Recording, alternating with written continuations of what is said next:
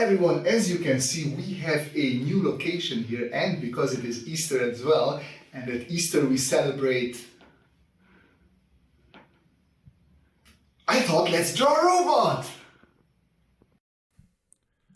Okay, before we start, just a quick heads up. I am in somewhat of an echoey area because everything is glass here. So I am sorry for the audio. I am going to try and come up with something or record in a different area next time around. But yeah, I am sorry. Just go with it for this video. And I start off this sketching session with a couple of thumbnails to explore what sort of shape I want for my mech. As you can see, I am trying to stick to the Easter bunny topic, and I'm going with a bunny robot type of design. The idea here was not to go too humanoid, but to keep the strong leg bouncy energy that bunnies have. I did try one form that was a bit more humanoid, but I just felt it didn't work.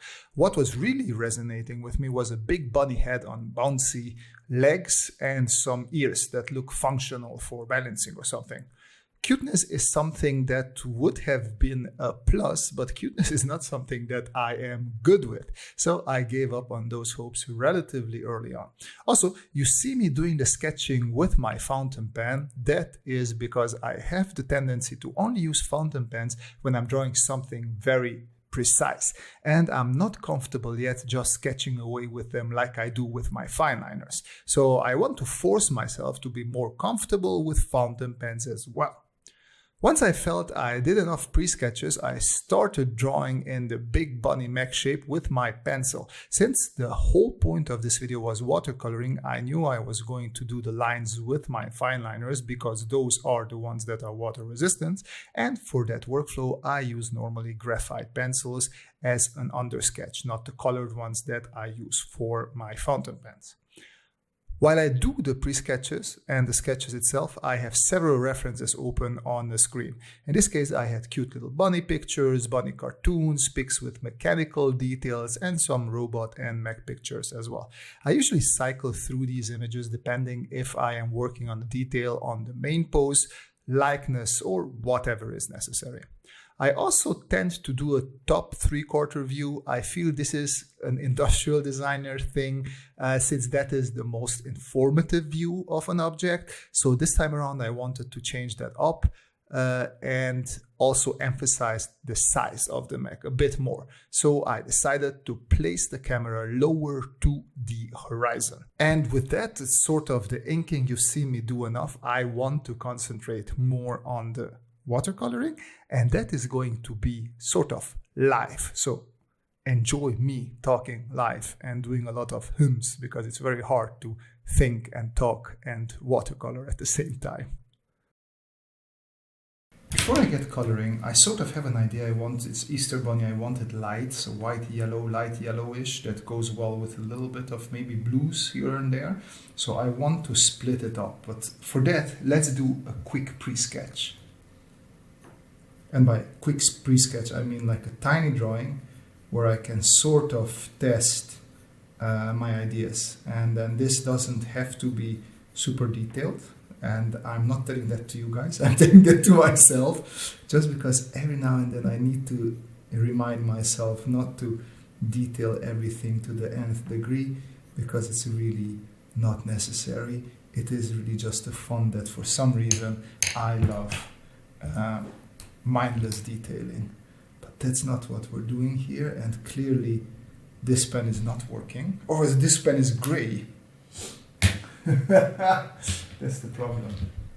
And then, as I said, don't detail too much. This is really just a quick setup so we can go in with our watercolors, mix up some colors, and then see what we can do.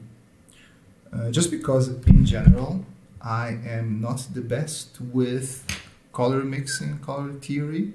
I have some basic knowledge, but just to be sure that I don't mess up, I bring up a lot of reference that I like to look at, or in this case I just do a little bit of pre-coloring and small, and then if we color this, and by we of course in this case I mean me, color this with watercolor it should give me sort of an idea what this could look like in big. And this is already enough. I might even draw another one to see what might happen there. For the watercolor, because I'm semi in the move, we have this set which is a little bit dirty. I use these areas for mixing the colors. You already saw this from me, so I'm not going to concentrate on that. But we are going to mix some of the blues and some of the yellows. I'm also going to take some of the yellow. As I said, I would like to be yellowish, and then try and mix it with this white. I first tried that color, but I'm not sure. I didn't want to make it too cold because this yellow is cold. Thought maybe this would warm it up a bit, which it actually could. But this needs more water, just because I want to start with very light values. So let's see what happens. I want sort of a blue-gray.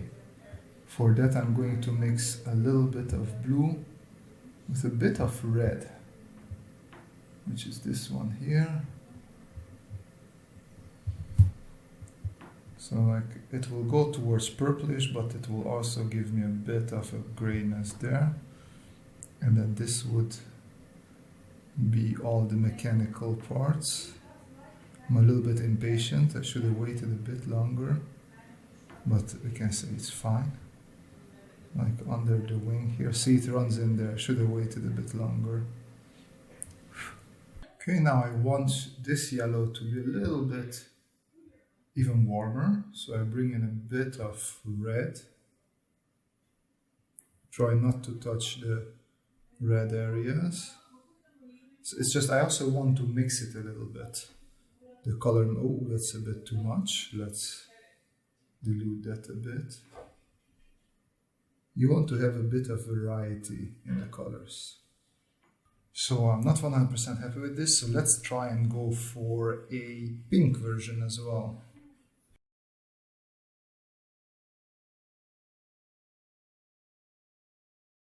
Alright, while not super Easter Bunny, I feel like this one is the better color approach. So we are going to do this. So I like to start with usually a light watery color. This one has quite a bit of color in it, so I'm gonna dry some of it off and try to distribute it a bit more, maybe add even a bit more water to it. The thing is, I can't be too, what would I say, free with my water adage, because this is mixed media paper, so it can hold a little bit of water, but not too much. And then while this have the, like usually I do want to do first a thin layer, but with watercolor you can't just go for a thin layer, especially if you want this to be the darker area. I will have to bring in a little bit of red in here to achieve this sort of variance. So I'm just gonna dab in the corner here and hope that watercolor does its watercolor thing and spreads this red out a bit. What I usually do, I blow on it a bit and just add a bit more of this red. You can also try and manually mix it up a bit. You can also empty your brush and just collect some of the excess water like that. I want a blue stripe to go through here, so I'm gonna mark this area for a blue stripe, just because I think that would look interesting. The rest can be yellow. I like leaving bigger white areas, so I just don't just like an umbrella go over everything. Great, I was supposed to leave that empty. Let's see if we can clean it up a bit. So this was supposed to be blue. If you don't pay attention, if you speak while you paint because you want to do a video, this is what happens. Okay, this is still wet, so I'm gonna add a bit of the more yellower tone. And I'm gonna try and bring in this yellower tone a little bit on the bottom, just because I imagine there's less shadow, less light there, more shadow. This is already starting to dry, and you can see that this one has a relatively nice effect to it. So that's what I want to achieve mostly everywhere. So this lower area, I wanted to stick with the yellowishness, which, well, I went from yellow to red. And I want maybe to try bring in a little bit of brown. So this is a bit of experimentation where I'm like, ooh, I don't know if it will work. But hey, you just have to get back into these sort of things every now and then. Actually, I might even try just a bit of blue.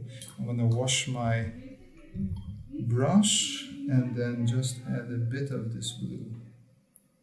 And then let's wait a bit because this is quite wet. Okay, so before I move on to the detailing, like not detailing, but the inner parts, I wanted to bring in a little bit of blue, as I said. Let me test it here if this is okay. With a lot of water there. Let's take some of that water off. And I wanted to have a couple of elements with blue on them. So for example, this there. Then we had this stripe here that we talked about it before. I'm gonna try and I leave these white areas in there for that is for the shine because it's a more rounded element. Then we have this blue coming that way. And of course here, I hope it doesn't become too much of a green because of course when blue and yellow mix, that becomes a little bit green. And then I decided to turn the nose part of this face rabbit into sort of a blue as well. I like keeping that white in between the two layers just so we see that there's a shine there. Now I'm still thinking if I want these to be blue, I think I'll make them blue. No idea if that will look good or not, but I will go for it. Should look something like this, and then this area as well.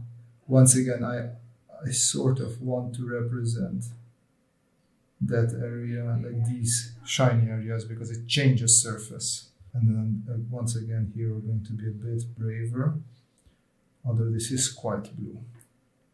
Let me mix it with a bit of water, just because I don't want it to be super duper saturated. A little bit of saturation is fine. A lot of bit of saturation is slightly less fine. I'll bring in a little bit of that darker blue as well, just so we have a nice transition there.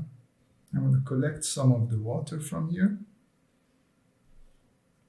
and see if I can come back a little bit with this blue. Especially here where we're turning a bit into green. Okay, and now it is time to do this dark, so like this detail that I did with blue on both of these, but because I decided to bring in a blue color there, I went for gray, which was sort of a mix of my blues, my red, and a bit of brown. We have a pretty good gray, and this is nice because this is also neutral, so this way we can let the blue and the yellow play and have the fun with each other. And then for these detail elements, I just use my gray. And here I'm also going to leave one or two elements white because there's some shine falling on those as well. Here, this, for example, I thought would be sort of a hinge. So all these mechanical elements, I want them to be this gray. And as I'm running lower on water, it is becoming lighter, which is good, because with that I can play, because I just take a little bit more of this color onto my brush, and now I can have again those nice transitions that I enjoy quite a bit. I left here some empty spaces specifically for the reason of being able to do these parts. This should have been yellow. I totally forgot about that. Let's make this gray. I didn't want to make it gray in the beginning, but I think gray shall work. I think this here can be gray as well. I decided to make these handlebars grayish. for which it would be smarter to use the thinner brush. So this one, which is blue, so I'm going to wash this out. I'm coming back in with a little bit of extra gray, trying to shape and give this just a bit more of a 3D shape.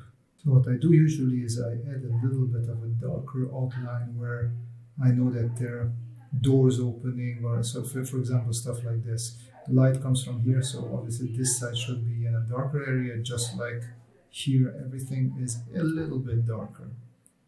This should help a little bit with a 3D feel. And also if I would come in with a white marker or something, which I might do, this should help with that as well. And then one more here, these lines also, these lines are clearly like a deeper line, so I'm going to, I thought this was drier. Well, I should have waited until this was drier.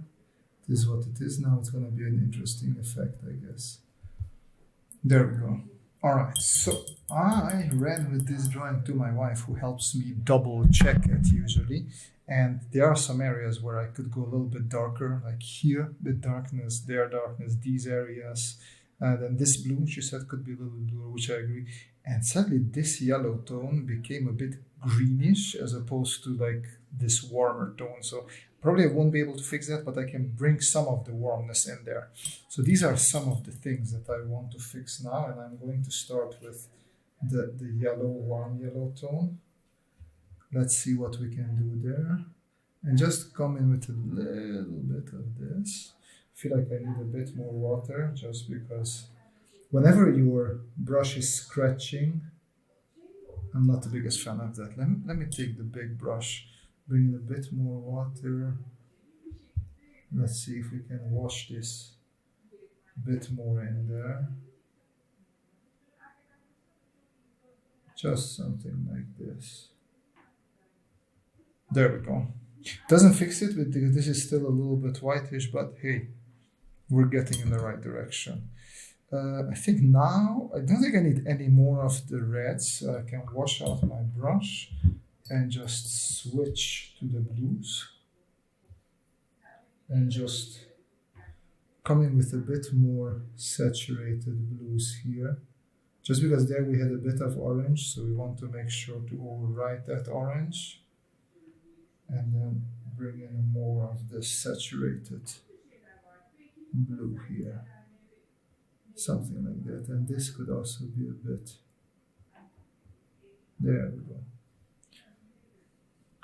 And I'll wait for it to be dry a bit, and then I'll come back to this one. And in the meantime, I shake the camera like crazy. Okay, and now we want a little bit more darker gray. Which this is the interesting part, because I don't have black on my travel set, so I have to sort of mix my grays, as I said before, and I use reds and blues and browns. That is already a bit darker, so that's good.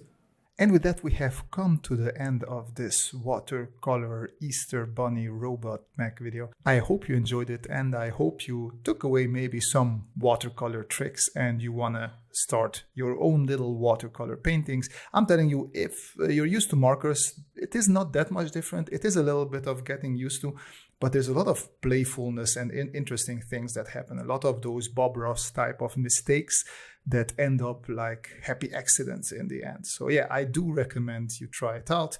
And yeah, I do hope you learned something. As per usual, if you have questions or remarks or you have anything to say, feel free to leave those in the comment section below, because I do my best to reply to all of you. And if you really like my stuff and want to support what I'm doing, then take a look at the description down below, because there's some links to Patreon and other things. Speaking of Patreon, thank you very much for my patrons. Their support really means a lot to me. And as always, the most important thing is that you folks have a great time. Keep on sketching, and see you in the next video. Bye-bye.